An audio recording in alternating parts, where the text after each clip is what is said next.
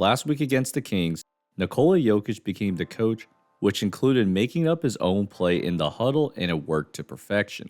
So what did he see and why did it work? If you saw Jokic's box score, it's pretty pedestrian for his standards.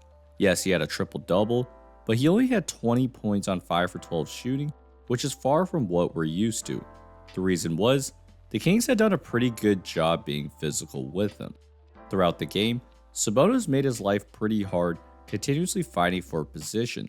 Even with the smaller Keon Ellis initially on him, Sabonis gets back and Jokic turns the ball over.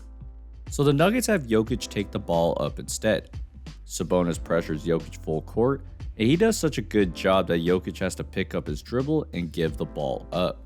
However, Jokic found what he wanted in the third. After a DeRozan miss, he sees LaVine on his side, so he rushes down the floor and posts him up. That forces DeRozan to come double, and Gordon cuts to the perfect spot but misses the layup. The Nuggets do get a second chance, and Jokic tries to spin but gets fouled. Now, despite the result, this was an alignment that Jokic could work with. So even though Christian Brown makes his three and the Kings call a timeout, Jokic wanted to talk this over again. In the huddle, you see him with the clipboard in his hand, and for whoever wants to try and read this, here's what he wrote. It's kind of hard to tell, but looks like there's a few screens happening under the basket. But after he draws the play up, you'll see him telling his teammates to screen hard, which actually ends up being really crucial for this play. So as the Nuggets come down the floor, Jokic screens for Porter, but the most important screen is Pickett's on Lyles.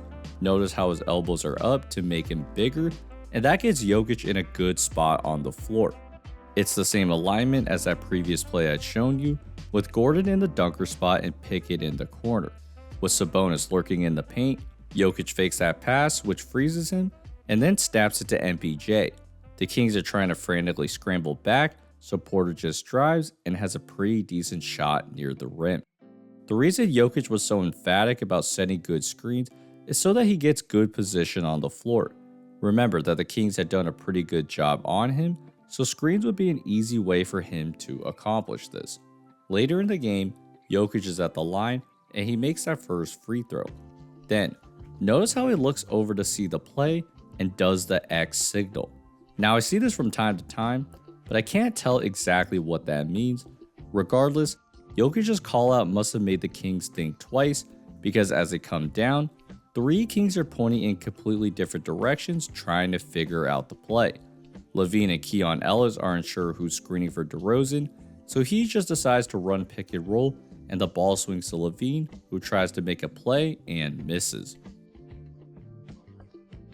Then to close the game, Jokic tells Jalen Pickett to move to the opposite corner. Brown and Jokic then run the pick and roll, and Pickett is rewarded for moving with an open 3 to close the game. This idea of Jokic taking reins as a coach was intentional. Given the shocking news of Michael Malone being fired, Adelman wanted to make it a point for players to be working together and to learn how to take criticism from each other. And that certainly can work when you have one of the smartest basketball players ever. So, hope you guys enjoyed this video. If so, please like and subscribe, and I'll see you guys next time. Peace.